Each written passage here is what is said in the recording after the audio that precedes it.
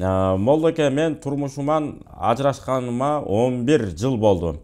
Bir балам бар. Жолдошум талак бербеген. 11 жылдан бери кандай жазылса ошондой окуп атабыз. Вообще сүйлөшпөйбүз. Жардам да бербейт. Талак өзү түшөт дейт. Ошуга жооп бериңизчи суранам. Ооба, 90 жыл болсо дагы көрүнбөй кетип калган болсо дагы талак түшпөйт. Качан түшөт? Сөз түрдө эле талак бердим дегенде түшпөйт. Ажырашуу ниетинде жолуңду бош койдум, бар кете бер деген болсо да талак түшөт. Ошон үчүн мындай маселелер, талак маселе дайым айтып келебиз. Кайсыл областта жашасаңыз, ошол областын казиятында фатва бөлүмдөрү бар. Ошол жерде илимдүү жигиттер бар.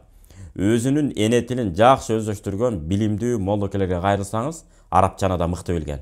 Ошол сөз түрдө сиздин көйгөйлүү талак маселеңиздер сонун чечмелеп берет. Балким сизге талак түшүп калгандыр мурда эле. Жолдошуңуз баягы ажырашуу ниетинде суралганда билинет да. Жолдошуңуздан өзүнчө сурайт, сизден өзүнчө сурайт, анан экөөңүздөрдү бириктирип дагы сурайт. Ошондо анан толтура маселелер чыгат. Балким ошондо эле талак түшүп калган болушу мүмкүн. Кантип мен ажырашуу ниетинде кетсинчи деп бир жолу айткам. Бар кете бер деп ажырашуу ниетинде монтип айтканмын десе, демек талак түшкөн болот. Сөз түрдө эле сага талак бердим деп айтыш шарт эмес. Ажырашууга далалат кылган иш аракет, мамилелер жасаган болсо, демек талак түшөт.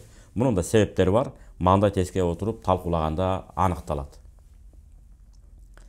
Эгерде антип талак бере элек болсо, башка бирөөгө да турмушка дагы чыга албайсыз.